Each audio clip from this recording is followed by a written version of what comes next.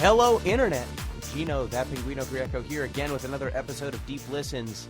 Today we're going to be discussing Inside, the latest game from Playdead. And I am joined, as always, by handsome Billy Rothert. Where's this coming from? Jesus. All right, I think we all know where it's coming from, Billy. He's trying to butter me up so that I will not, go off on some kind of tirade in this podcast like I did in the last one that I was on. And he's trying to grease the wheel so that I don't cause a problem in this podcast. But don't worry, I'm gonna cause a problem. I just felt like a lot of your nicknames can be deprecating, and I thought that, a constructive leader, you build up and you tear down, but you have to do both. You can't just do one. If you ever say deprecating at me again, I'm gonna slap you. Got it. Good to know. And we are also joined by Peter the Olympiad Busby. What's going on, everybody? Did you watch judo last night? I did not. I just watched the highlight of the wild today. Is Olympic judo like regular judo, or is it weird and regimented in the way boxing is? It's pretty similar. It's pretty close to like old school judo, where you see people just kind of like hug in the middle of a circle, and then all of a sudden somebody's on the ground, and they lose. But it's not like boxing, where like the attempt is to eliminate the violence of boxing in the Olympics. You don't really have the same problem with judo. Okay, because, Olympic boxing, I thought it would be cool to watch, and then I realized that the way they score it is like you've got circles on your hands, and if you hit the circle on the other person, it counts as a point. And so knocking people out is not as encouraged as just scoring a lot of points. No, so you get these people running away for 3 minutes at a time. It's very different. Okay. I did watch Team USA annihilate China. They wrecked. Dude, Yian Lian, though, putting on for his country.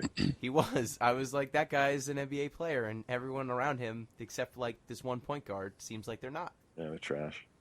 But it's always fun to watch Team USA run amok once when Melo steps up. Yep.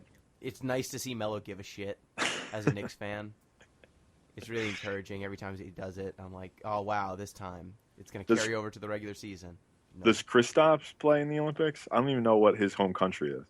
I believe it's Latvia, and I don't think he does. Okay. I don't think he's playing this year. I think he's lifting weights and eating heavy foods. So that's a tough blow for the Latvian national team. I'm sure people like their chances. Yeah. I mean, Croatia's actually pretty good. Yeah, they actually are. But Latvia, I don't think as much. So, we are going to discuss Inside today. And if you want to get in touch with the show, at DeepListensPod, deeplistens.libsyn.com, or DeepListen... What? We've been invaded. Okay. Yeah, okay. Gino. What? There's this giant robot thing, and it keeps grabbing Yuffie and Tifa, and then it just kind of crushes them, and then I don't know what to do. Do you attack the robot arms that are crushing Yuffie, or do you just leave them alone? If I hurt the arms, does it kill those people while they're hurting those people? So it seems like I have no idea what he's talking about. Do you just attack do you just attack the body, or do you attack the arms? You do both. So the trick, you need to kill the arms. So once the arms have them, you need to... They're dead. They're gone. You kill them, and then you can revive them again. The trick is to destroy the arms before they snatch people. This is a disgrace. But no longer talking about it always picks up the people like almost immediately as like... Then blow up the arms. Target the arms immediately. You need to eliminate the arms. There are 2 arms. I can't target both of the arms all at once. Do I use all magic? You can. That'll work. Is it also weak to lightning because it's a robot? Yes, of course. Would it be strong to lightning because it's a robot? Nope. No. Kill the arms, the body will die. Water is weak to earth. It's a weird thing. Kill the head, the body will die. So clones. So there's like these weird Sephiroth clones, and I was just wondering to myself. Can we kick him from the call now? All the people. Okay. Can we be done with this? Zombie Pie. I just want to... We have a podcast for this, but the finale of our... Why do I have to live your fantasies and play your bullshit games, and these guys get to play the fun games that are worth a fuck, and I'm stuck doing this podcast with you where I have to live a nightmare every single day of my life. Don't worry, what? we're gonna have to play Final Fantasy IX at That's some true. point. That's so true. That we're, isn't We're fair. not immune. It's not fair. You're It's right. not That's fair not anymore. fair. So what if they had to play Final Fantasy IX starting now? What then? You just want to see the world burn, don't you, Gino? I want to see the world. I also want to see the world burn. Be the king on the throne, and then everything else is on fire. That sounds Chaos is a ladder. Yes, this is true. So thank you, Zombie Pie. Thank you for breaking into our private feed. This is our impromptu. I also didn't do that. Stop trying to put this on me. You're a cyber hacker, and you broke What? into our private feed, and now you're in the podcast. I don't know how you Right. did this, but Who- I think this is a good way to announce we're going to be playing Final Fantasy IX during some off-week podcasts. I'm sorry, Billy. But I haven't played 1 through 8. How will I know the story? Choo choo! Welcome to the pain train. Choo choo! I'm fucking done. And that's also a nice way to say Final Fantasy VIII, we're wrapping it up. So the 7. the last, 7. 8's You want already me to been wrapped play up. 8 all Thank over God. again? I'm going to kill you. I'm going to take the nearest flight to LaGuardia, and I'm going to find you if I have to play 8 again. You don't. There's going to be blood on the streets. You don't. I'm sorry, but yeah, we'll be wrapping up Final Fantasy VII soon. So people who have been listening to that podcast series, thank you, and thank you, Zombie Pie. All right, so everyone else, What the shit just happened? I don't know. He has my. He knows how to get in here. I didn't let him in. If All you right. say Beetlejuice 3 times, he shows up. He appears. So, Inside. Jesus, Okay, so inside. if you want to reach the show, now people know how to reach the show. Let's talk about inside. Let's do it. So Billy, do what you do. Okay. Describe the game. All right. So this Set game us up. is called Inside. We get very little, if no, story at all to set up. The game basically just starts. We have this little boy who sort of tumbles down a hill, brushes himself off, and starts walking in one direction from left to right. Up and to the right. Yeah, basically up and to the right. This is just Thomas was alone. As far as any context at all that we can get is it's made by the same people that made an indie game from a few years back called Limbo. And so we kind of know what we're getting ourselves into. There's going to be some sort of platforming, puzzle solving, traveling from left to right kind of story where along the way we will fight enemies, solve puzzles, and hit some story points. But we really don't get any like narrative. Yeah, and so you are kind of in this oppressive environment as a small child, and the world is very dangerous, as it is in Limbo. And so it's a play dead game. It's hyper violent in some spots, but there's also this weird sense of dread and also, I guess, melancholy that the game has throughout. Yeah, I think melancholy is a good word for it. Sort of a dilapidated industrial wasteland that you're wandering through. Mm-hmm. And so the gameplay is mostly navigating from left to right, solving some minor puzzles. You have the ability to interact with objects around you to a certain extent, and then depending on what kind of objects you run into, it leads to different puzzle types. But it's largely go from left to right, don't die. Mm-hmm. And even if you die, it respawns you pretty quickly. Yeah, there's very little penalty for death, which is nice. Yeah. So there's not a lot we can talk about with the gameplay without spoiling stuff, because very specific. There aren't set mechanics that repeat over and over and over again that do not tie into the story in some way. So, ooh, I just got a notification. I need to make sure that notifications never make sounds again. But while that's happening, is there anything you guys really think we can talk about without spoiling stuff? We can talk about stuff like what kind of controls we have. We can talk about stuff like we can talk about what kind of interactables there are in the world a little bit, and sort of like what some of the very like first few minutes of enemies there are. Yeah. So early on, like you said, you roll down a hill and you're mostly avoiding people in the And background dogs. and dogs that seem to be rounding up and herding other human beings. And so anytime they see you, they will come chase you down and either kill you or kidnap you, depending on what catches you. But that's kind of the aesthetic of the game, where there's some sort of looming threat that you have to avoid, either by hiding or outrunning it one way or another. So, like in the very first part of the game, you know that the little boy is trying to sneak by people that might be seeing him. Some people, like some guards or whatever, some guards have guns. Some guards leash dogs on you, and you're in a lot of spots in the first game. You're trying to book it from one spot to the next so that you're safe. So you do get a lot of interaction with the environment in very rapid succession. Climbing over fences, hopping up ladders, pulling blocks, that kind of stuff. Really early in the game to dodge some of those early game threats. Yeah, and later on in the game, you get access to some different modes of mobility and different types of obstacles that necessitate changes in gameplay that we'll cover in the second half, most likely. So I guess one of the only things that I think we can talk about without spoiling anything, I think, is the animations of Inside. I found that the animations walk this fine line between fragility and kind of an out-of-control motion in the character. Like, whenever you leave the ground and your character's jumping, feels like a piece of paper fluttering in the wind. And just anything could happen. That was beautiful, Gino. Like with a stiff breeze, or if anything touches it, he'll just be torn apart. But then it's juxtaposed with anytime you're moving something or climbing a ladder, these very staccato motions.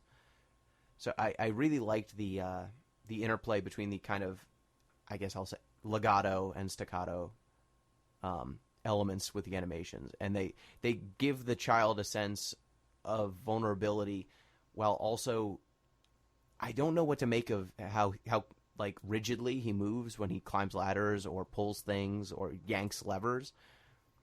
But it feels like the force he's exerting could tear him apart at any time. And I think that's reinforced by the fact that some of the different death animations are just savage. They are very quick, very immediate, and treat that body like a rag doll. Did that have any impact on you guys? Yeah, I mean, some of the motion aspects you're definitely talking about it. In terms of the death animation, I was struck mostly, and I mean, this sort of fits in with the whole atmospheric storytelling of the game, but just sort of the isolation of the death moments. Like, it's definitely a moment where, like, you pause and you linger with this sort of corpse that's just abandoned in this industrial landscape in which you found it. Mm-hmm. Yeah, and there are some animations that are very quick, but some linger for not just linger on the dead body, but linger on the act of being killed. Mm-hmm. That I think adds to the gruesomeness, because it's not just some, dead and then restart, like a game like Super Meat Boy, where you die a whole lot of times. Like Super Meat Boy, when he dies, just goes splat or falls off the level, and you just start immediately. Or like Braid, which is another indie platformer, where you die pretty frequently, but the death animation is just bouncing into something and then falling off the screen. Whereas with Inside, you sometimes have moments where it feels like you could almost fight back, or you should be able to, because of how long it's taking. Like, if a dog gets you, it seems like you might be able to struggle, and you actually can't. Same thing with when people catch you. Mm-hmm. And it almost I felt a sense of authorial control. Like, I felt involved in it, in a way. Not authorial control, but player engagement that it otherwise wouldn't have. I mean, it's supposed to make you, one, care about the protagonist that you're playing as, and spook you out when you die, because it is supposed to be scary. I mean, when you see some of the first death animations, you start to wonder what other things are going to kill you. So it builds up suspense for those other death sequences. Like, sometimes in the mid-game or the late game when I would quote-unquote die, they were scarier instances because I knew what kinds of happened earlier in the game, and that actually enhanced the gameplay experience for me, because I kind of was building this anticipation of being spooked out more. Similar to some other kind of horror game, like a Amnesia or a Silent Hill kind of game.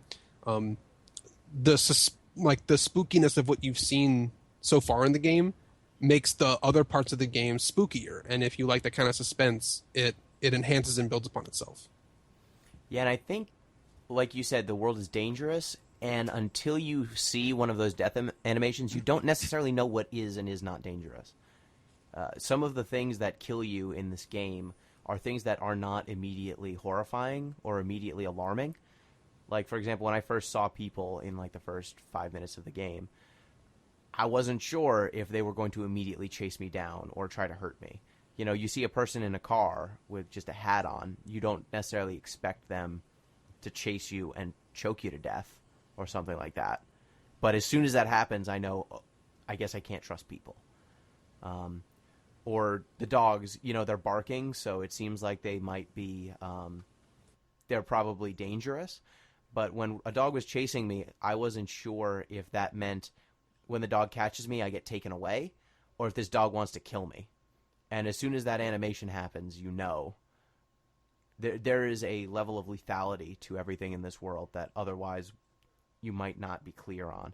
Yeah, it almost, like when I was playing, it almost felt like one of those like old school Mario levels where like just the back of the screen is just slowly pressing forward and you need to keep moving or it'll just push you off the course. It's the same way here. Like, obviously, you know, it would ruin the whole feeling of dread if the back of the screen just kept pressing forward. But it's basically like you're getting chased pretty much the whole time. I liked that in a tutorial level. This sort of goes against my nature of like poking my nose into everything and exploring every corner of a world like this. But I think the one time that it really worked in this game was for the quote unquote like the tutorial level. You were sort of thrown into the fire and said, quick decision, you've only got one option, test to see if it works. Can you climb a fence? You better, or else a dog's going to get you. You know? Can you jump up this ladder? Can you push this block? You better, or else a dog's going to get you. You know, something like that. Yeah, and this game does a very good job of making its lethality count in terms of teaching you mechanics, because there are some circumstances where you could have 3 or 4 different seemingly plausible options. And by the end of a sequence, you will have tried out each of the ones that gets you killed, and then you know which one doesn't. Because it leaves you just enough time to feel like you explored that option and found that it doesn't work, instead of some other games where it turns out your timing was wrong. And maybe you were going down the right path, but you just screwed up a little bit. Whereas with this game, I never felt like I was doing something right, but the game was punishing me. Like with Mirror's Edge, there were times where I felt like I was doing the right sequence of movements, but because some element of my timing was wrong, I was still failing. Whereas with Inside, like there were times where I was underwater, and I wasn't sure if I needed to swim down or swim right. And so I was, you know, indecisive, didn't know what to do. I swam right one time and found that, oh crap, I suffocate if I go this direction. I guess I have to move a different direction. And that allowed me to kind of figure out the puzzles naturally. Even though I was dying, I didn't feel like I was getting frustrated. And the checkpointing actually is very forgiving, I found. Yeah. And which is with that. Yeah, it's a nice touch. Especially when some of these puzzles are, I mean, not necessarily complicated, but like you said, they involve a lot of sort of trial and error and path selection. Yeah, so you think we should go to Spoiler Town now? I don't know that there's much else. I think the sound design in this game is also very good. Sound design is very good. Is there a word for negative sound? Silence? Like, you know how, like, right? But like negative space in an artwork. Yeah. Like you always hear about the use of negative space. I think this is a game that uses negative sound really well. Yes. I guess silence would be the term for that, sure. Yeah, if you want to make it more complicated than it is, yeah. I'm an academic. Of course I want to make it more complicated than it is. I think there's one area of the game that we can talk about that isn't spoiler, but it leads very much into spoilers, so we're going to do a hard stop. Before we do that, I just want to respond to Pete. Oh, yeah. I thought, so the moments when there is a soundtrack to this game, it seems like they tend to come up when danger is near you. Sounds come in after being silent otherwise. And I thought that was very impactful to me. It let me know, one, that I was in danger, because all of a sudden I could hear things. and also that it lent the sense of melancholy to the world otherwise. Like, even though there's no moment where you're getting a calm reprieve, that's kind of encouraging in this game. You get moments of calm, but it's still full of just kind of this dire situation that you're in. Yeah, and when you get like those moments of calm, you still hear what are basically your footsteps echoing through a wasteland. So I mean, it's calm in the fact that you're not actively dying, but everything around you is already dead. Yeah, and it kind of lent the sense that the moments when you're in danger are the moments you're most engaged with the world around you, and otherwise you're just kind of this silent, floating observer that's seeing the world, this destruction, but can't impact it. Billy, so what part did you want to get to? I wanted to get to the collectibles. There is good call. a single collectible in this game, and that is sort of totally separate from the story and spoiler. But of course you do. Of course you want to get to the collectibles. Yeah. I mean, that's who I am. Now, the story and collectibles go hand in hand later in the game, but for now, talking about the collectibles is pretty cool. There's collectibles in this game. They show up in the form of like these little machines that you sort of rip out like an energy core of, and then they get deactivated.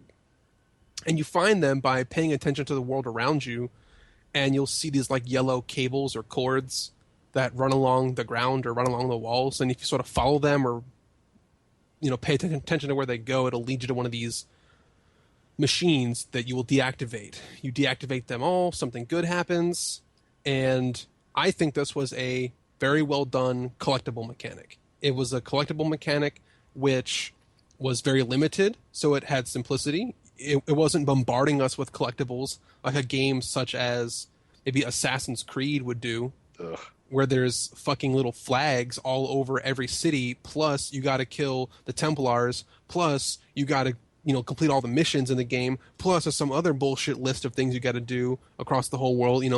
This is just one thing. I need to pick up 12 snacks for Leonardo da Vinci. He's very hungry. I mean, being a genius makes you hungry. Yep. Yeah, So I'm this always game, starved. this game did the collect. Yeah, man, you eat like 8 peanut butter sandwiches a day. I know, man. No kidding. Sometimes you just need to get the Leonardo's Munchies achievement. You just need to go out of your way and get it. This game did collectibles well. It had a single collectible, and it gave you a way that was sort of something that you could look out for to find them. It didn't just hide them in bullshit places, and you had to just luck yourself into bashing your head against the right wall. There was ways that you could find them all if you were paying attention. Yeah, and I think that the ones that I saw, at least, I didn't find all of them, but I found a lot of them. They usually, I guess not a lot of them. I found like 3 or 4. I saw a couple more, but couldn't find the way to reach them. But usually when you find one of those collectibles, it is behind a mechanic that you've been exposed to, but you might not necessarily know applies to the given situation you're in, or you might not think to use it. Like, you find a crack in a wall that you need to find a way to... You can find a way to destroy, but there's an alternate path that's very clearly the right way to go. So you might not think to use the ability to break through cracks at that particular point. Or you might see something that's just out of reach, and maybe there's an object you can pull to get up higher that was earlier in the level, and all of a sudden it becomes important again. So it's not just navigating to a weird place. Usually there's an extra mechanical layer that ties in that I appreciated. Mm-hmm. So, I think Spoiler Town. Yeah, I think it's time. All right. So, this game's fucked up. Fucking A. This game is bleak.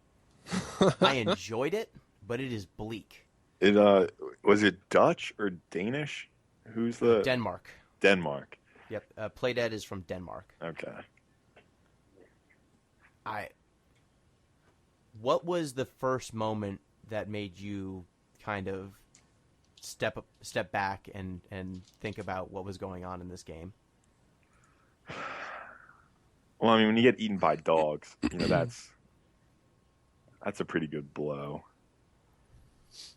For me, it was the farm where we see all the dead pigs. Yep. Yeah, the pigs, I thought, and the brain worms. Those are important. Yep, those are from Limbo. Yeah, they are. For me, it was probably the robots with the lights that shoot you with a wire and then you like recoil like a slinky. Yeah, and just like drags you up. That's pretty weird. Yeah, and seeing all the different people that were afflicted with whatever horrible obstacle was in your way. Like seeing all the other people who had fallen to that thing always kind of made me step back a little bit. And just like the way that people walked when you're in that line. Yes. Like the weird like jerky like motions and the slumped over posture. Yes. Oh man, it's creepy as shit. The ragdoll physics are pretty great in this game though. Yeah, like I said, that kid, when you jump and you hit it hard, I'm never sure if he's going to live. If he falls like 3 feet, I'm not sure if that's too high for him. Yeah, so we should start sort of like walking ourselves through the story, and then sort of like there's going to be a big reveal, so let's just go walking up through the story up to that big reveal. Sure, and then we'll take some detours here and there. Yeah. I don't know that... We can take detours. It's kind of hard to... This is one of those games that it's hard to talk about the story in even though it's a very linear game, it's hard to talk about it in a linear sense because there is not a grand narrative that's being told to you. It's all things you're experiencing. So it's almost a collection of moments more than it is a linear story with protagonists and antagonists and all that stuff. Even though it's there, it's just hard to talk about in that way. It's just a lot of signposts. But I guess you start in the forest, then you escape some dudes in their creepy van, and some dogs. Then you end up at the farm. Yeah. The farm's real fucked up. There's a lot of dead pigs inflicted with brain worms. And that farm, there are little chicks or something that you find. Yeah, they'll follow you around. Yeah, they follow you around. And as soon as I saw these chicks, I'm like, oh, fuck, you're going to make me lead these chicks into like a fucking meat grinder to advance this story, aren't I? Which you kind of have to. It's like something like that. Sort of do. It's like a vacuum cleaner that shoots them back out again, and they're fine. But you like pelt them against a bale of hay to like knock it off of a ledge. Yeah. And you're just like, oh, sweet. One of my chicks wasn't fine. He didn't keep moving afterwards. He made 2 trips through the hay bale, and it wasn't... This is the second one that got him. He didn't survive the second one. Any whoosies. That was cool. Yep. So we had that farm, and then we sort of get to this like city factory kind of area, this like sort of industrial place, and we start to see these humans. So up like through like the forest and the farm area, we see some hostile people with dogs. Some of them have guns. Yep. And they have no problem with shooting a kid. Yeah. Like right away. They're just like, don't even like shoot first, ask questions later, killing children. All right. We don't know exactly why at this point in the game they're so eager to kill us, but there is probably a good reason. I mean, there is a good reason. We haven't really explored it yet, but we'll get there. The city and factory area is where we start to see these other humans that are being led on by these guards or these workers, and they're kind of robot zombie people. So they're kind of getting it. They're being converted. What did you guys think at this point? I thought that they were being led along kind of Pied Piper style. Like they were people, but some nefarious scheme was getting them to act like zombies. Yeah, well, I wasn't sure. Yeah, well, there seemed to be a definite hierarchy between the people you see in line at that factory, and then the sort of you see other zombies later on that are just grayed out, like not even like they're like basically robots, automatons, I should say, at that point. So it seemed like they were sort of mid-process in this conversion. Yeah, and at that point, I think maybe slightly before the city, you run into a mechanic where there's a helmet that is kind of dangling from a wire. And so up until this point, most of your interactions with other things are pushing and pulling. You eventually, there's a pig that you pull a brainworm out of and kind of turn it from hostile to friendly. But you're largely not impacting the world all that significantly. And then there's this little helmet dangling from wire. And initially I thought it was going to be something that you climb up, just a rope that you climb. But as soon as you grab it, the kid kind of jams his head in the helmet, and then people who were previously inert, either they were lying down or they were just kind of zonked out in the background, snap to life, and you control them. Yep. So as you're running, they're running. And your character actually makes the physical motions, and you can see him kind of puppeting them along. Right. So, Pete, did you make anything of that kind of mechanic? I as did. Metaphor? I did. So I think if Karl Marx had been fortunate enough to play video games, I think he would have loved Inside for the most part, because it seems like this is, in a lot of ways, a critique of sort of neoliberal capitalism's treatment of labor. Billy, I can see you're excited already, man. It's just going to get worse from here. Just whenever I hear the word like neoliberal capitalism or the Just phrase, pretend we said Neo New York. that's no better. So, Neopets capitalism. Yes, Neopets capitalism. Now you've got my negs, attention. Negs all over the place. They're going up, they're going down. So it seems like the whole thing is just sort of a metaphor, an analogy, a comparison, whatever.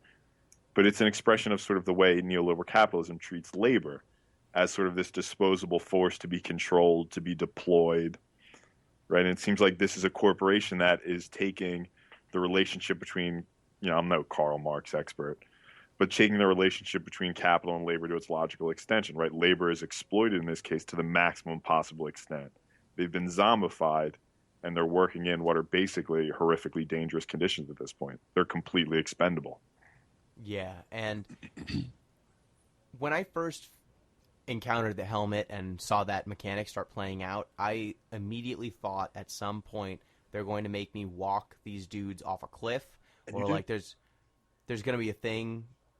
Do they? Yeah, they survive. Yeah. In their defense, but you have no regard for their safety. I don't think they feel any pain. I think they do, because I think I might have. I don't think I killed any of them, but they seem to feel pain.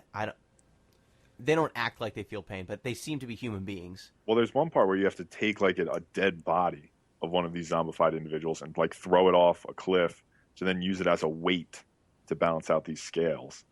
Yes. So they can die. Yes. Maybe they're just depowered. I don't think so. Well, technically they're still humans, because we all believe in substance dualism. So you can't remove the soul. Well, it can be a body. Look, anyway, these meat puppets are clearly less than persons, but they're still human in substance. They don't have their own autonomy. They don't have their own but they've been manufactured to be that way. Yeah, sure, fine. Yeah, it seems like they used to be like the main character, but through something that you never really see. Yeah. They've been rendered to where they kind of inertly move around or just kind of writhe rather than live until you put that helmet on and give them motion. And I was going to say, I thought that the game would make me kill them wantonly, but you never have to walk someone off a cliff to their death. I expected that there would be a sequence where you needed to jump to a button that was in the midair at the over a cliff, and I'd have to jump them, press the button, and then they'd fall to their death or something. But that never happens. And so from that moment on, or when I started noticing over and over again that the game would make me control these people, but never to their own harm necessarily, they get a little banged up, but never to their death, I should say. Okay. In the way that the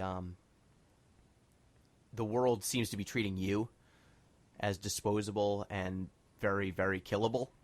I would just call these guys durable. They're durable. They're durable. But I started to feel a fealty between my child and the people who you are controlling. They're definitely not exactly the same. Yeah, but it seemed like they were in this together rather than one exerting control over the other. They were in cahoots, at least against the antagonist forces that were actively killing your main character and probably putting those people in the conditions they're in. Wait, who were in cahoots? You and the zombie people? You and the zombie people. Okay, yeah, I agree. Against the kind of people who seem to be acting like normal human beings. Yeah, except those people they who were in shoot the you and choke background, you. just sort of watching this procedure go down. Right. Yeah. So the first time we get interactions with these zombie people, it's through a helmet. Mm-hmm. We need to be attached to this helmet, and we can actually control their every single movement. That changes later, but we'll get to that. Yeah, and so you leave the factory. The next major phase of the game is going underwater. Yeah. So the factory, at one point, Pete, you mentioned, you get into kind of a conga line of these zombie people, and at that point, you need to basically behave like them, and they get put through these almost experimental, regimented movements to show that they are properly trained. Yeah, And so you have to mimic them. Yep, jump, turn around, crouch, whatever it is. And if you do not perform it properly, you're outed and, I guess, killed. I passed those, I guess. Yeah. Well, the dog also recognizes you. Yes, you do eventually get sniffed out. Yeah. I intentionally lost a couple of those to see what it was like. Because I kind of wanted to experience not all the lose states, but I wanted to see what the game would offer me if I failed. And they were pretty cool. Usually a person would just rush up to you and choke you out or stick a dog on you, but they were unique for different parts of that phase. It was pretty cool. Yeah, and so once you escape the factory, you get a submarine? A submersible. Yeah, it's like you a steal a submersible. submarine, and that allows you to traverse some pretty cool underwater sections. And I found the submarine part to be one of the more interesting gameplay moments. In terms of the submarine has boost jets, so sometimes you need to break objects. Sometimes you need to jump the submarine over things and then press buttons to raise and lower water levels. I like that one. That was probably my favorite segment personally. And at that point, you also find the mermaids. A new enemy type. Lady. Yeah, Water mermaid. ladies. I don't know what you'd call them. It's some kind They of have- child with long hair.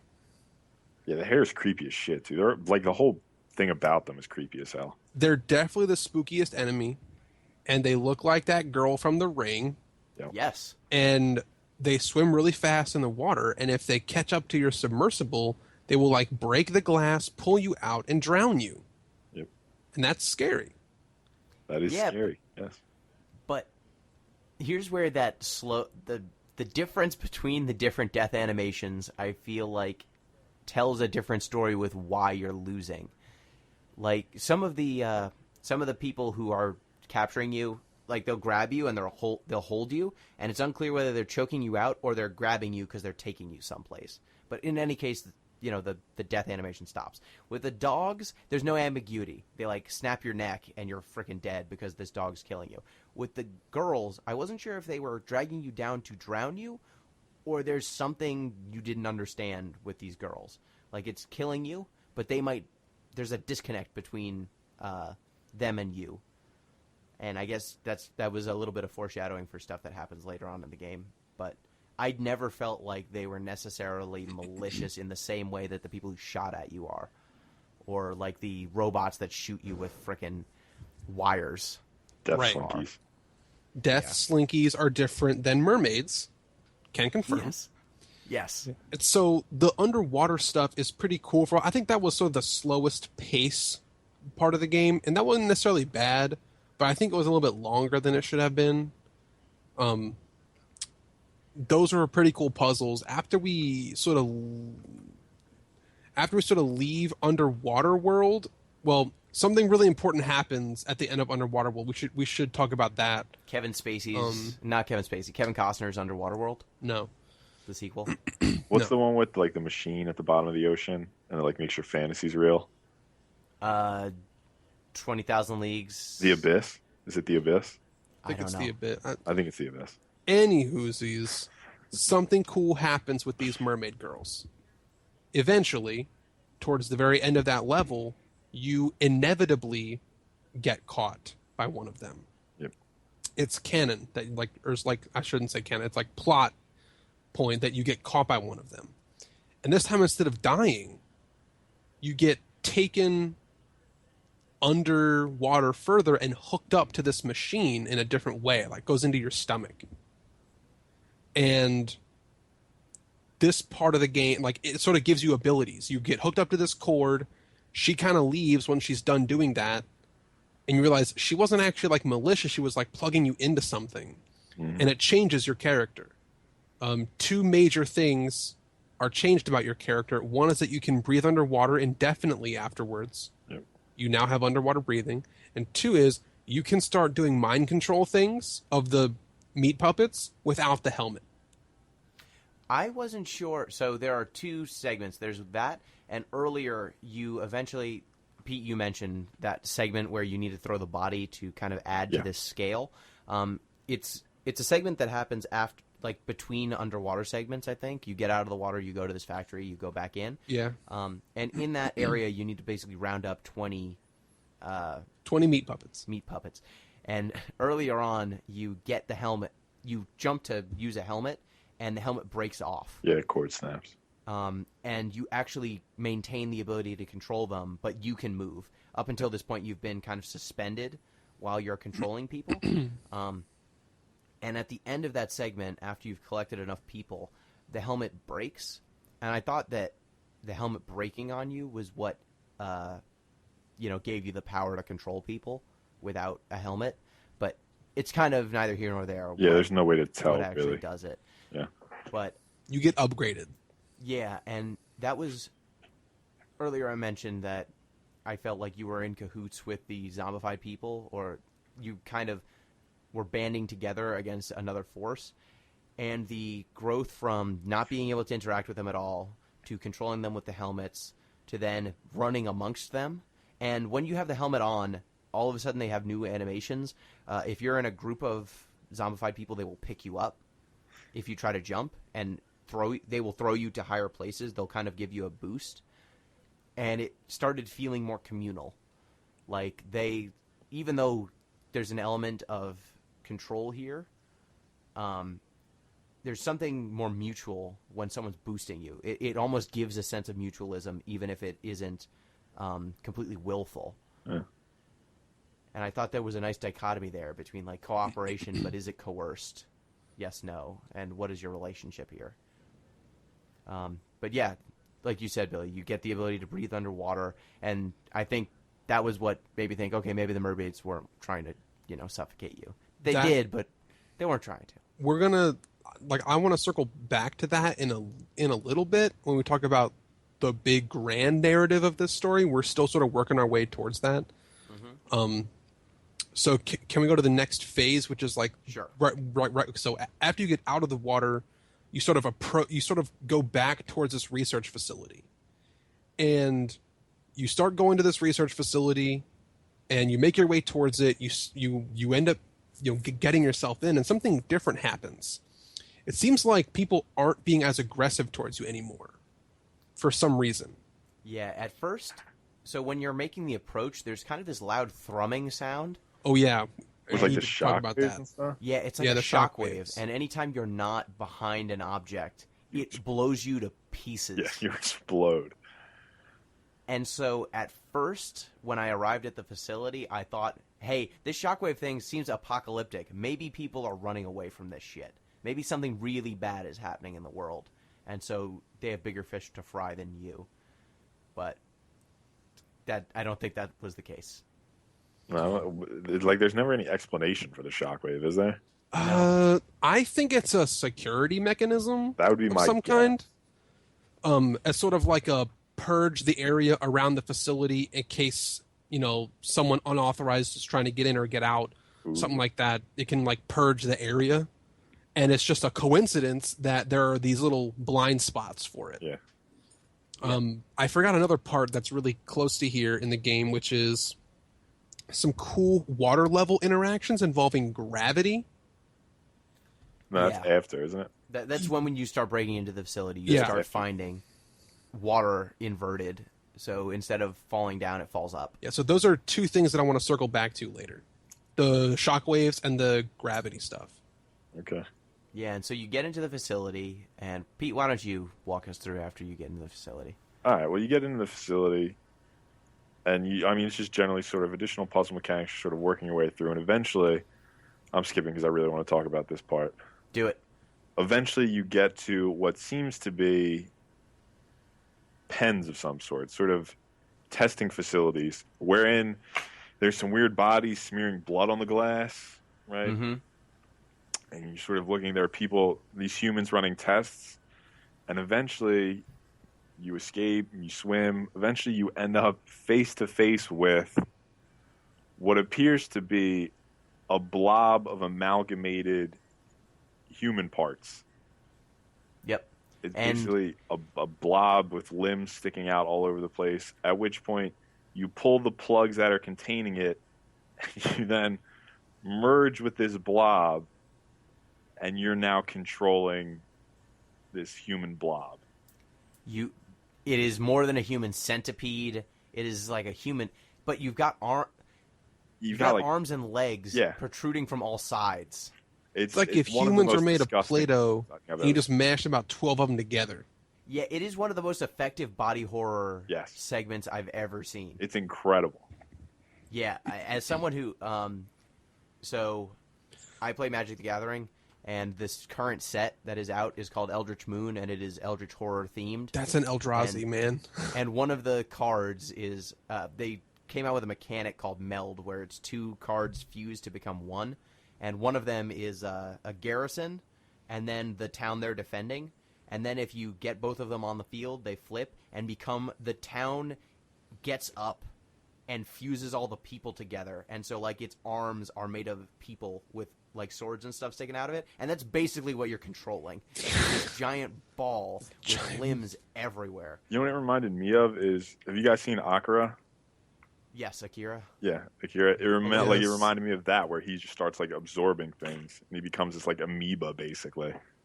Yeah, and up until that point, you start seeing some stuff that's like a room full of bodies plugged into like those death slinkies almost that are floating above you. They're floating up, and it's like they're contained in this water for unclear reasons, but they I seem think to have they're plugged like, into the worms in them. helmets. I think they're plugged into. I think they're helmets. They're They're plugged plugged into into helmets, something. and they've got like worms and stuff coming out of them, and their bodies aren't right. Yeah. Like there are limbs missing, and there's stuff messed up. You start like the people who are in the test chambers, they're not right if you look at them. Yeah. Like they're They're missing off. limbs, their heads, and you eventually start controlling in that area leading up to the giant ball. You control a squad. Up until this point, the zombified people have looked like people in overalls and hard hats. They've looked like members of the Workers. proletariat. Yeah, They're were sometimes missing miners, some parts, right? though. Factory employees. Yep. Sometimes they have, like misshapen body parts. Yeah, but misshapen in the way that someone who's been living a hard life of work might have. Like an industrial accident, perhaps, not like a Or like a hunchback or Melted something blob. like that. But the people you control in that area, in the insane facility, whatever you would call that, they're missing arms. Like there's a dude with no head. There's a dude who like is way lankier, and then like it's when at first I was like, okay, I've got another one of these segments, and then when I saw some of them moving, I'm like, wait a second, oh no. And I think one time one of them fell down and like a limb fell off. Yeah, that's true. You eventually like turned off the gravity or something, and they kind of fell down, and they were just like this massive, like, there's no good like automatopoeia for it except for just like a rain of like body part thud. And Loosh. I don't know, but But the Body limbs parts. move without the people, and they try and follow you like an arm like tried to drag itself towards me, and that was unsettling.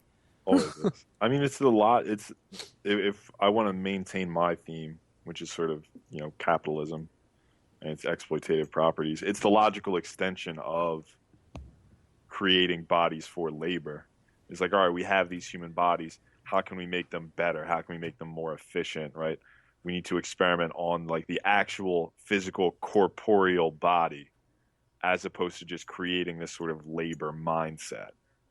Yeah, I can see that. And when you start seeing the different ways these people are being adapted, like one of the test chambers seemed like it was an office almost. Like there was a printer just spewing out paper, except the person who is supposed to be working it is like, in a gown, like a hospital gown, and like gauze wrapped around their head. And like they're in the office space, but they're not performing any sort of task. And so it seems like they're being, adapted to work in conditions that they're not necessarily equipped for. It's like they're trying to. It's in like 9-to-5 office job training wheels. Yeah. This is how printers work. Get They're used to it. transitioning to a service economy. Something like that. And I definitely saw that metaphor running through it. But that moment leading up to the chamber, well, one, when you get up to kind of the chamber with the ball in it of people parts, the workers the scientists aren't paying attention to you anymore. They stop caring about you. They don't give a And shit. They're like very focused on this ball for obvious reasons. It's a ball of humans. And so you actually can run up right next to one, and he'll just kind of like, hey, look at this thing. Yeah. That's crazy, right? And in this facility, I think it's also one of the first times you see kids kind of walking alongside the scientists. You see a kid one other time. Before During the this. assembly line, a woman's holding her baby, I think. Okay. There's a woman holding a baby, and I think there's one time where you see an adult male with a child, and if you die there, he like runs up to you, leaves his kid behind, and like strangles you out. Like he's holding the hand of his kid, but then he'll just like abandon his kid to go kill some other kid. It's like, Jimmy, hang on a second, I gotta go take care of this. Yeah, and so in that moment, I kind of sensed that that class divide was even more stark. Yeah. When it wasn't just like these adult scientists or something. It seems like there's now a different social structure where there's a class that is allowed to have kids and lead a somewhat normal life, even if that normal life is experimenting on other human beings, and then the people who are being herded. But the moment with the body ball for me was a lot about that kind of sense of collective progress or collectivism that was coming up. So, at first you're alone, then you control people with the helmets, then you're with them with a helmet on, then they just kind of flock to you when you're nearby, and they will always join your cause. But now you are the body block. And now you are all of them. You are the collective force of all of these people. And as soon as you gain control of the ball and become one with it, you have this destructive power to kind of start taking retribution on the people who put you there. The physics of this thing are amazing. Yeah. Up until the then, coding of how this thing moved was like unreal. Yeah. Up until then, the world is fairly inert. You're moving things around, but you're generally not breaking stuff, except when you're in the submarine. Yeah. A little bit here or there. Like, your kid is the thing that is being acted upon more often than not, violently. But as soon as you become that ball, like, if you hit a wall, that wall explodes. You're through it. Like, the game very deliberately makes sure that you're walking adjacent to structures like glass or pillars, but never into it, because you're basically moving on a 2D plane. You have no way to sidestep around things. But as soon as you're the ball, chairs, walls, glass, people, all of them are in your path all of a sudden. And you mow them down. And you roll through. Like, you'll get a good run going, and then you'll trip and roll through it like a wrecking ball, and you'll leave behind limbs. It's fucked up. That is fucked up. So that part's so good. Advancing the story, we start making a great escape from this facility as a giant meat puppet ball thing, and we're crashing through walls and breaking through glass and going to this facility. Nona's meatball starts picking up tools and starts trying to break free. And so we rush through this facility trying to get out. It seems like people are trying to stop us or contain us, and they're failing. And then at some point, people start trying to help us get out. Yes. Like they start trying to like, hey, like just relax. I'll open the door for you. Yeah, don't tear me in half. Do your blob thing, and I'm gonna get the fuck out. Yeah, and they try to help you a little bit, and I started feeling like I was being. You're gonna betray me. You can't tolerate my giant blobness. Though it was cool seeing like the moments where you're interacting, like the blob. You'd think that a giant blob couldn't pick up objects, or it's do got normal 28 arms. Of course it can. Better than you, Gino. But yes, you like pick up. There are puzzles where you pick up boxes and move them around. Yeah, that and beam. You do it by passing them from one set of arms to your other sets of arms. And sometimes it's feet. And there's no, with the blob, there is no right side up and wrong side down. Like, whatever side is facing up is now up. Yeah. That is now the head. It's perfect. So you get led along, they lead you into this room with a box on a chain. Yeah. And as soon as I saw that, I'm like, well, fuck. Because when you get near it, you grab for it, and they raise it away from you. And I'm like, well, shit. You're just trying to get me to stand in one place, aren't you? They were. And they drop you into a chamber that... It's got padded walls. What did you guys make of that room? Anything specific? The whole bait, trapping situation? Yeah. I think that this is a brief commentary on how we interact with people that are in medical need, either mentally or physically disabled. The response that the other meat puppet people had, I'm going to call them meat puppets, even I guess they're more like antagonist science people, said, here's what we need to do. Drop it in this padded room and shut the door and just encase it in this capsule where it can't hurt itself or anyone else, instead of actually trying to fix or solve this problem. Well, presumably too, it's a resource of some sort, to put it in the most mercantile sense. They built this thing, whatever it is, so they must want to keep it. Otherwise, they wouldn't have built it. Yeah. I didn't know what to make of it, because that room, the floor of that room is weird. You're underwater, I think. Yeah, you are in water. You're underwater. It's a padded room with a door on top that they locked, but the floor isn't a flat floor. And I didn't know what... are you supposed to just float in it? It looked... I kind of want to just find a screenshot to see if I was just crazy that it looked somewhat vaginal, but I don't... It was weird. It had two lips on the side, and then it looked like a thing. Okay, you can look up that screenshot. Make sure you turn off the safe search. Yeah, you might be getting a little too screenshots Georgia of that O'Keeffe stuff on this one. I thought I might be, but I'm like, this room. There's nothing else here. Why is the floor this way? And nothing. I thought I was gonna be stuck there, and then it was gonna open up and send me through or something. But that's not what happens. That would have been a little bit more on the nose. You rip the padding. Rip the padding off the walls and bust through part of the chamber, and you get out. You do another little underwater level, and now you can start ripping off parts of the concrete where it is structurally the structural integrity is not all there, and you further your escape. You end up taking your escape all the way to its conclusion. This leads you towards the end of the game. You are running to this facility. People are either helping you or not helping you, but you're going to get to this facility, and we come to what is, in fact, the end of the game, which is you finally bust through your final wall of the research facility and just go tumbling down a hill, and you appear to be outside now. Yeah, you're lying in the sun. You were inside, now you're outside. Yeah, and then end. Either you're dead or not. It's unclear. Then it fucking cuts to the credits, baby.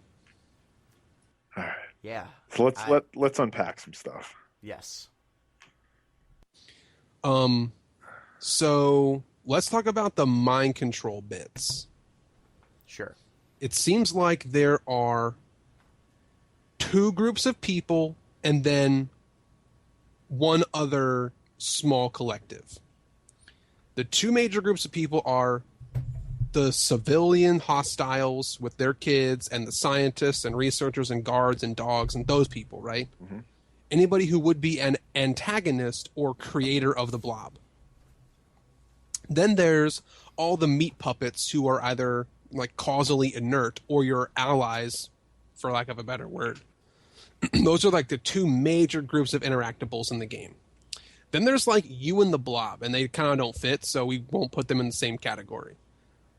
Well, I think it's you, because I think the blob is just whatever the end result of those zombified folk are. It seems like they just took some of them and put them in the blob. You think the blob is the end goal? I don't know how many, if there are other blobs, because it seemed like that facility had a lot of weird experiments going on. Well, where they're turning people into other stuff. There could be evidence to suggest that it's the only blob or the first blob, because when you get to the end where you're starting to run through the facility, there's a reason people aren't paying attention to you anymore. They're seeing something amazing. And there's people like running up to the window and like putting their faces up against a window, and like they're not paying attention to you anymore. And scientists are all crowding around their research and crowding around these observation windows, and you can't see what it is, but they're acting very differently in a way that makes it seem like this is the first of something. This is the first thing that's happening. I think what's happening is the blob had already existed, but was basically inert before, and it had shown some kind of signs of life as you drew nearer to the facility. Right. I mean, it's plausible, sure. So the mind control stuff. We get access to a piece of information early in the game, which is these brain worms that we see. We don't really see them later in the game. We just see them early in the game, and they're only with the pig farm. Yep. I would speculate that either, and I don't know which one is which, one of the two major groups are infected with these brain worms or something similar to it. I mean, that makes sense. So, Pete, you did not play Limbo, the first game by Playdead. That game also has a segment with a brain worm sort of thing, and it causes people to behave in a zombie-like manner. Okay. Except in that game, the brain worm takes control of you and makes you drown yourself. Okay. This one, it seemed, it makes that pig try and kill you. But I don't know if that's the whole explanation. Or it makes you do M. Night Shyamalan The Happening shit. That's what it makes you do. And so I think that either the industrial people, like the factory, like people, meat puppet allies, either they have brain worms and they're being just controlled, or the people that would kill you have brain worms in them and they have some sort of agenda, this like hive mind agenda to enslave humanity. I just think that it would probably have to be the factory people, because I think the scientists and their allies seem to act too much like normal human beings for us to think that something's structurally that's a strong point. That's a strong point. You do see like a guy with a kid in his hand, or like the people running away from the blob, whereas the people who are kind of you find and lead, they don't really care about the blob. They're just they're standing in a room while a fax machine. Well, let me prints push stuff. back a little bit and say, if we compare this to other kind of sci-fi flicks, whenever we see, like Invasion of the Body Snatchers, or what was that fucking Gary Sinise movie, like Imposter or something, where there are humans that appear to be humans, but they're in fact on the inside something different. Yeah. They put up a front of being human-like. So if this mind control worm is taking over lots of people, it could start having this like collective hive mind and saying, well, I have to look out for my procreations too, just like I would any other child and parent combo. So, and if this thing starts becoming conscious, maybe it would be surprised to see something like a human blob start to move too. So, I mean, I still could see both groups being infected by the brainworm, not just one definitively, but one of Sure, them I and think is. that could be an explanation for it, but there's definitely a clear difference between these two classes of people, Yes. one way or another. Another cool thing that I don't know if you guys saw this, but when you're as the blob, right after you gain control of the blob, and you start crashing through the glass windows, you pass by a scene that looks like a model of a slope, like a mountainside kind of thing that goes down into a lake. It seems like that is either like a little miniature panorama of the beginning of the game or the end of the game or both. As if it was planned from the start that the blob would escape to where it is or that the boy would start this adventure. Yeah, I started to have suspicions that this was all some sort of weird experiment when I was getting to the facility at the end, and I saw people running into the facility. In kind of the background, you can see other people running into this giant facility, and I wasn't sure if that meant that it was other kids, like other people doing the same sort of gauntlet, getting there before me. Or there's a section when you're underwater after you gain the ability to go underwater where you have to get through turbines, and the turbines kind of chop people up. And some of the bodies that came through looked like they had red shirts on. And to that point, no one else in the game wears colored clothing other than blue overalls, really. Yeah. So it seemed like those were... at the time, it seemed like they might be other iterations of this kid who died earlier on, but it could have just been they're bloody, and the blood made them red. Maybe because red's pretty much blood is one of the only things that has color, regardless of if it's your character or someone else. Trying to think of anything else before we go into collectibles and secret ending. I mean, I killed a dude with the blob. Yeah, you smash crush like instant blood. Oh everywhere. Man. Yeah. Oh, yeah. That's like when you run up to the CEO's office and you just run right through him, crash through the window, and splat that motherfucker. Yeah. It's a great feeling. Yep. And you deal with fire at some point as the blob. Like you hold up a box and you kind of throw the box to yourself. You deal with fire as the kid too. Yeah, but the blob don't give a fuck about fire. Well, it goes like hot, hot, hot, hot, hot. Yeah, but like it's fine. The noises that like you mentioned, kind of negative sound, Pete. Mm-hmm. The blob's moans and groans and aches whenever you hit something hard or bounce or anything like that was kind of horrifying. It goes, oh man, like that kind of hurt. But it's not one voice; it's a bunch. It's a collective of voices. We are Legion. We are slipped disc. I mean, sticking with sort of my economic questions about this game, I think it would be a little... I mean, the comparison's there. It might be a little facile to, like, map, communism onto this sort of collection of melted together bodies. But even if we don't go so far, I think it is sort of relevant that in order to escape this capitalistic structure, you need to become something so basically disgusting in order to escape. Like, there's a definitely some sort of inevitability here, right? This sort of idea that as horrendous as this capitalistic structure this game is created, you have to become something almost equally disgusting or horrendous if you want to work outside of it. And like I said, I think calling that communism just because it's a melted series of bodies might be a little bit too easy. But I think it's too easy. But also, if you wanted to make an image that represented what communism would espouse, a giant bunch of what seemed to be proletariat bodies fused together into one ball, working together, where feet and hands can hold things. I think that would be a pretty good way to do it. It'd be a good metaphor to pick. So now, let's jump into secret ending. And I think there's just one other thing about that. I think that the moments where you're controlling people and kind of can aspire to larger goals by controlling other, like these workers, also shows that there's a sort of ruthlessness to kind of escaping these earlier, less dire situations, where you are controlling people either against their will, or if they even have will, to kind of achieve larger goals. So even though you're a leader of what seems to be some sort of larger cause that would help you and these kind of zombie folk, there is an inherent hierarchy there, where some people are put at risk and some people aren't, and the leaders are not. They're ultimately expendable to the blob. And to the larger goal. Yeah. So, Billy, what did you want to say? Secret ending. Okay. Sure, I did not see this. You get all the collectibles in the game, and it's important to note that every time you do one of these collectibles, you get like a little, like tiny little piece of the world exposed.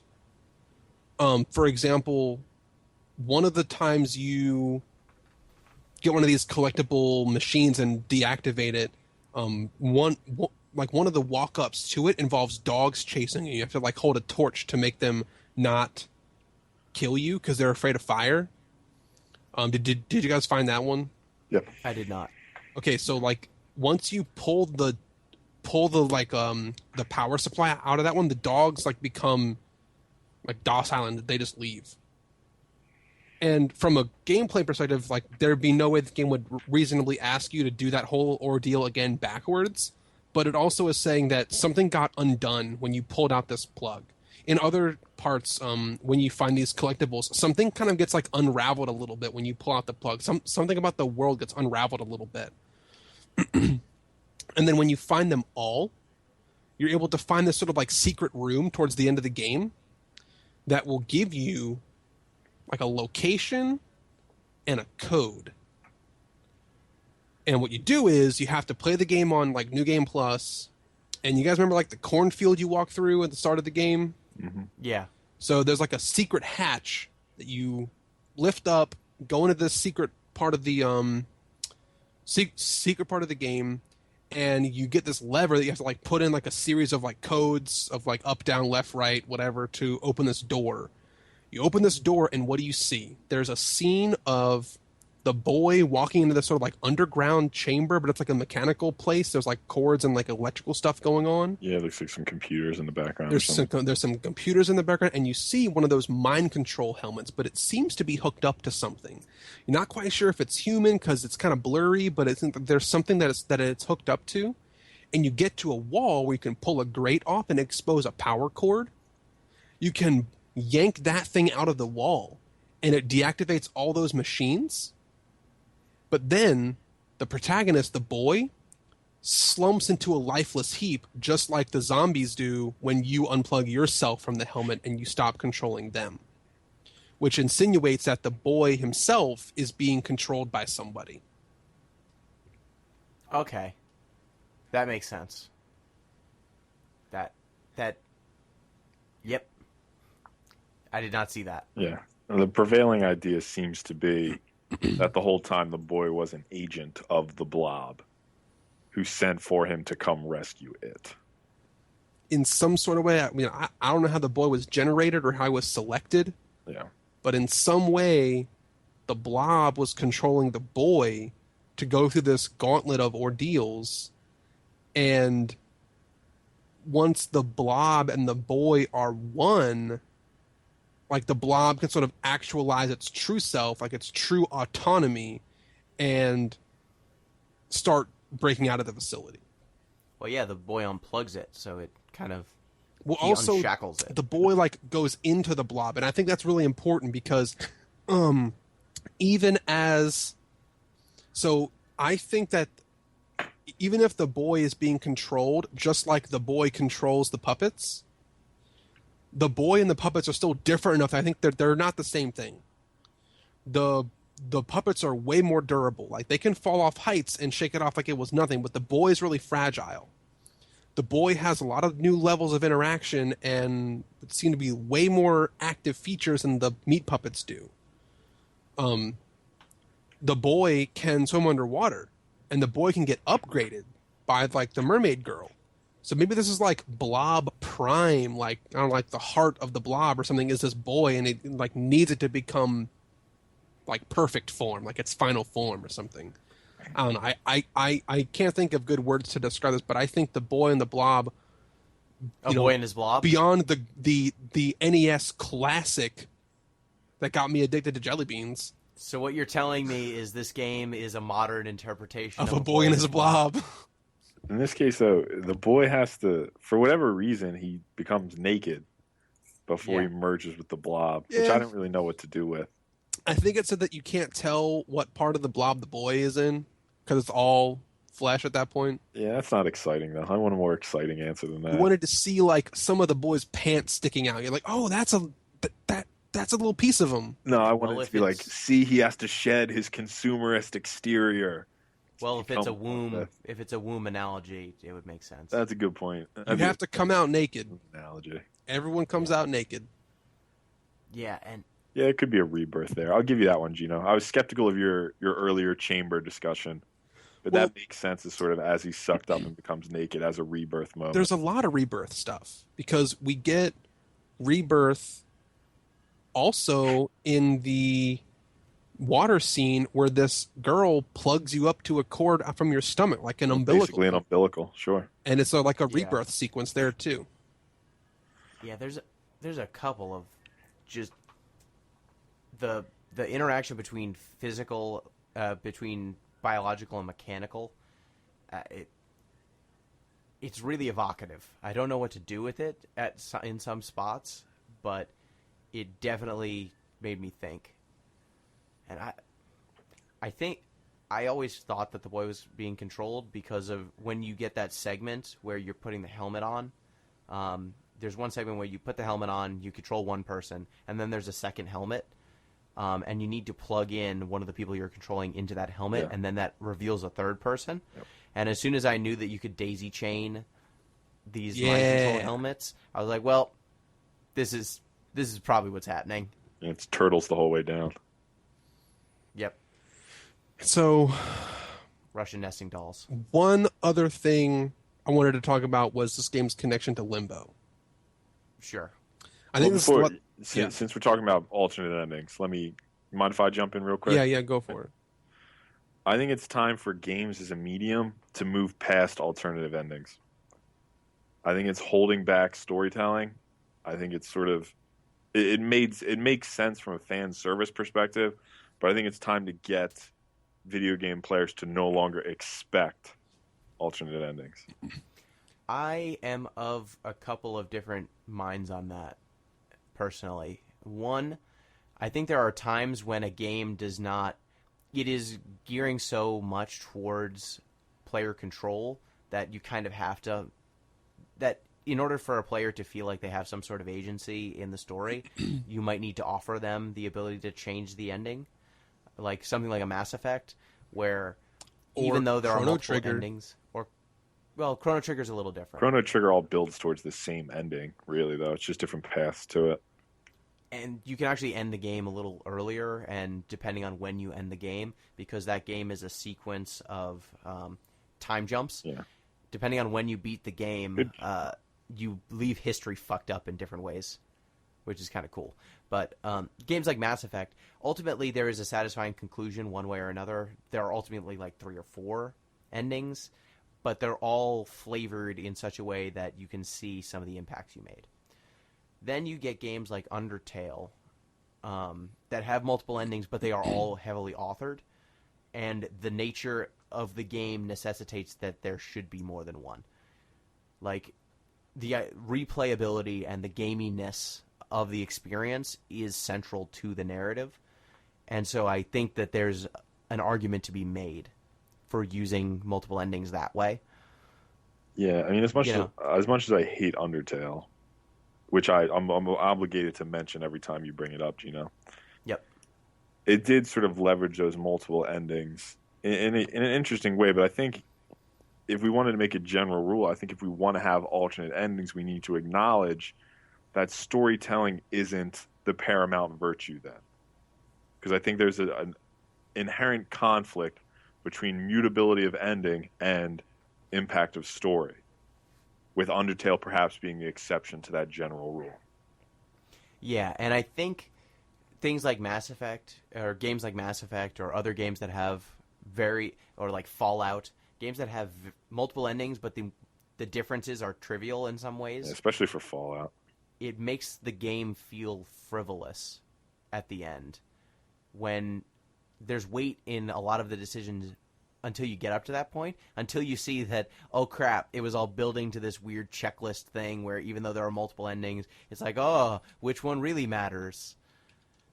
None of these are actually as satisfying as they could have been if they just focused on one. Yeah, and I mean, this isn't to say that like storytelling needs to be the highest virtue in gaming. I think in a certain sense, myself especially, we might be biased towards storytelling. But I think if we want to acknowledge that storytelling isn't the highest virtue, we need to then make a question about, all right, like sort of what is this medium about? And maybe some of these debates about sort of video games as a mature medium or not. I'm not saying I'm not one of those contrarians who would say video games can't be art or anything, but they need to be judged in sort of a subtly different capacity if we want to acknowledge storytelling isn't the prime virtue here. Yeah, and I think I just don't buy the central thesis that in having multiple endings, it inherently injures storytelling. I think it changes the way you have to tell it. I think it means that you either have to tell a story that is so adaptable that it can have multiple endings and any of them could be satisfying or canonical, or it needs to tell a story where all of those endings can exist at the same time without actually tearing at the fabric of the narrative. Like something like Undertale, all of those endings can exist and still fit within the world's central canon. You could get any of them and it would make sense. Something like Silent Hill, those games can have multiple endings, and there are some endings that make sense, and then there's like the dog endings where you see that a dog was controlling all of Silent Hill, and that just kind of it's funny, but that's where you see, like you mentioned, it adds this sense of I guess frivolousness, frivolity to the overall experience, where it's like, well, I put all this time into it, and yeah, this is funny, but you don't actually take the story that seriously if you will allow someone to see a dog was controlling everything. So, like, let's just put this. If we're thinking about it inside, though, this sort of creates a final question for us when we have these alternate endings is, what is the ultimate text we're evaluating? Is it, or are there sort of three of them here? Is it inside without the alternate ending, inside with the alternate ending, or in some sense both? And I've asked this question in a lot of different ways throughout the years, and I think it's both. It's got to be both. You have to take, and it's hard. It makes it very difficult to analyze. I know, because I noticed it with games with optional content or missable content. And what does that do to the narrative when all of a sudden major background... Like, for example, we have a podcast series going on right now where we're playing Final Fantasy VII, and one of our intrepid guests, Zombie Pie, has missed, like, huge story moments because they're missable. And how you interpret that game becomes very, very different if you see the backstory of a specific character versus if you don't, just because you didn't walk into a room and have the cutscene happen. And so you kind of have to account in how you analyze these games for these different chunks to be missing. Yeah. And things to be out of sequence.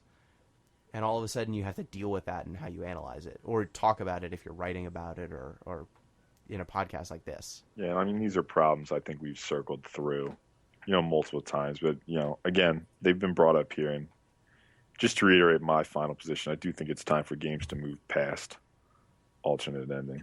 I've been kind of silent because I wasn't quite sure how I feel about this. I mean, it'd be so easy for me to say, of course there needs to be 12 endings because I'm a completionist and I want to get them all. I want them to be there so I can get them. Yeah, but I agree with Pete saying, why would you make a story that had a fake ending?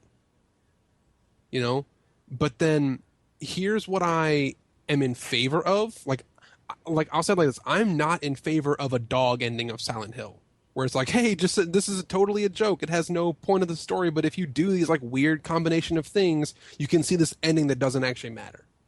I am not interested in that. I am interested in an alternate ending of something like a Metroid game, where it's revealed that, oh, if you complete the game with 100%, you see that Samus is a girl. Or you get some sort of like little vignette, or like in a Marvel movie, like the Avengers or one of the Marvel flicks. There's like a post-credits Everybody go get shawarma. piece of information. I like endings like that. And so I am not as interested in alternate endings. I am interested in true endings. Where a game might say, hey, here is a way you can beat the game, but you just sort of beat it. You just sort of got to the credits. But there's something more you could have done. And I like those kind of games, and I don't like joke bullshit ending games. So you like additive versus alternate? Yes, I like something that extends and something that gives the player that has shown more dedication and love for the game something more. I like it when a game loves me more when I love it more. That fits in line with a lot of things we've discussed in the past. And I guess my final stance on this sort of development is I want games to be deliberate when they are choosing things like this. I don't think anything should be off limits or taboo necessarily, but if you are making a choice like this, know that you are making a choice and there are trade-offs that you are making, and be mindful about that and use it judiciously. Just because you can add an alternate ending, know that now I'm going to treat that alternate ending seriously, or I'm going to care about it. I think that it makes Silent Hill's narrative a little bit dinged when you add a joke ending like that.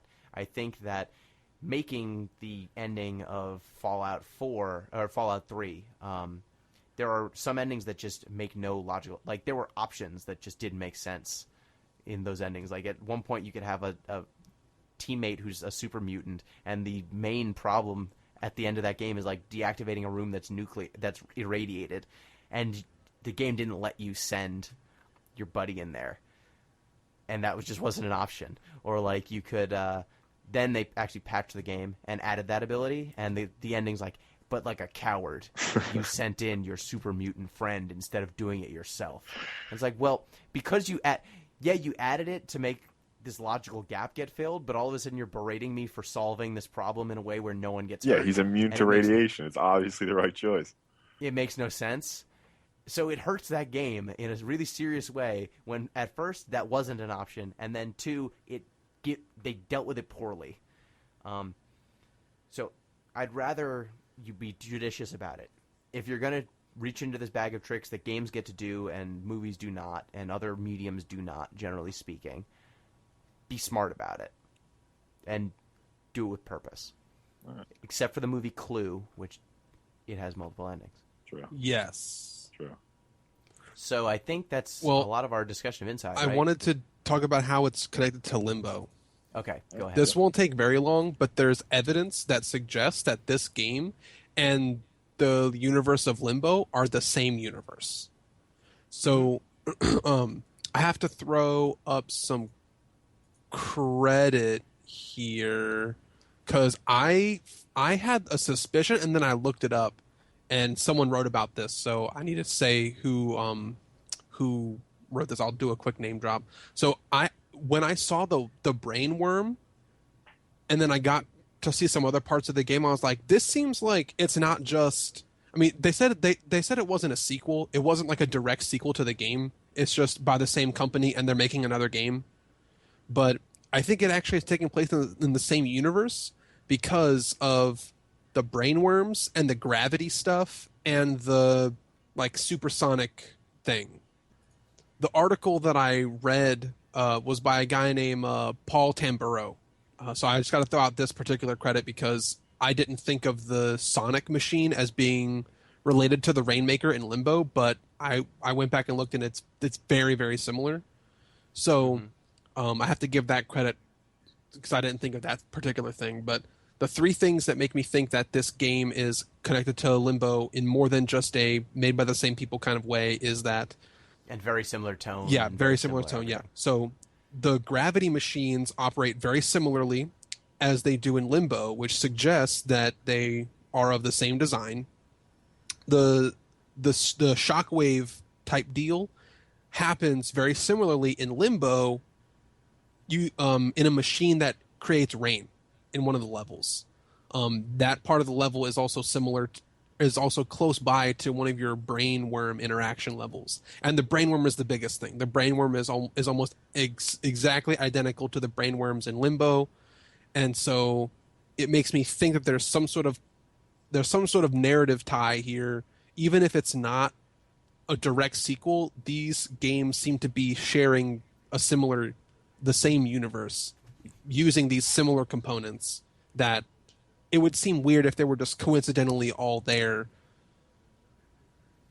I hope that this is, you know how the Final Fantasy games don't have like actual connections, but there are some repeating themes and chocobos. Why not? And I hope brainworms are the chocobos of the Playdead universe. sure, I hope it's brainworms and shockwaves and water and gravity being all fucked if up. that's what it ends up being, I would actually be okay with that. And that's just like their trademark. Okay, fine. We're way into brainworms. But where's Gilgamesh? That's a great question. He's hanging out. He's in the background, actually. Where's if you Sid? Look in one of the sections. Where's Sid? That's the kid. The kid is Sid. Oh, the kid is okay. Fine. Which one's Sid? All what of them. stupid sword does he have? He doesn't have a stupid sword. He's He like has a a stupid mechanic, spear. Usually. My mistake. He's usually some sort of mechanic or academic in all the Okay. games. Well, in Different person. Final Fantasy IX, he's Same like a bug. He's a Diplomat bug? he also makes airships. He's a mechanic too. Okay, fine. But we'll talk about Final Fantasy IX in the coming weeks, I'm sure. I can't think of anything else about Inside. We talked All the right, cool. shit out of this game. This podcast is longer than the fucking game. No, it's not. The game's like 3 to 4 hours. Yeah, But we're coming up You could on probably it. speed run it in an hour and a half. Probably, but we can't. So if you want to get in touch with the show, it's at Deep Listens Pod on Twitter, deeplistens.libsyn.com. We've got comment sections, and deeplistenspodcast@gmail.com. Billy, it is your turn to pick our next game. Yeah, it is. And while we're playing really, really good games that don't take that long, we're going to play another really, really good game that didn't take me that long. I don't The like next- the way you Okay. phrase that. What? I don't like the way you phrase that. That didn't take me that long. But we'll see. We'll see how you guys do. The next game we're going to do is called Fury. Fury? Yeah, it's a very new game. It came out just a couple weeks ago. I actually met F-U-R-I. Yeah, F-U-R-I. Oh shit! Fury. Like, thank you for that spelling correction, Gino. Billy, come on, man. I'm trying to intro the game. We met these people at PAX, Gino. we Actually, did? I don't know if you were with me, but I met some of these people at PAX. I got to talk with them. I got to play a demo of the game before it was out, and it was hella fun. I was watching this game. It was on like my Steam watch list forever, and then it came out, and I got it the day it was released, and this game is awesome. Oh, cool. It's kind of just a series of 10 bosses Sounds like something you would be with into. a Okay. dope-ass soundtrack.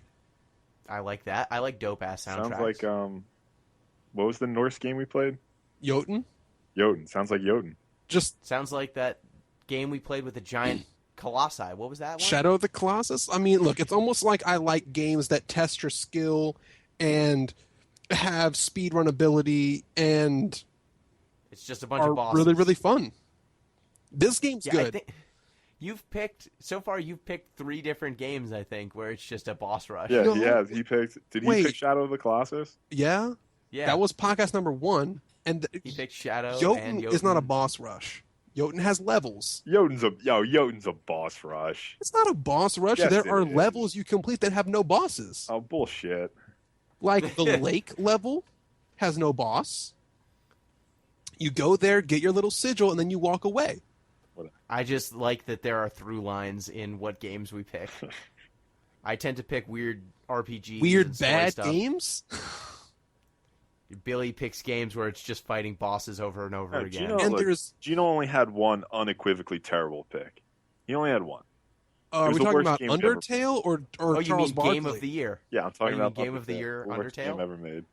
You mean Game of the Year 2015 Undertale? Undertale's great. Charles Barkley Shut Up and Jam was kind of shit. That was okay. Wait, who picked Firewatch? Billy. Billy, you picked Firewatch? I picked Firewatch. So I don't have to blame Gino for that one.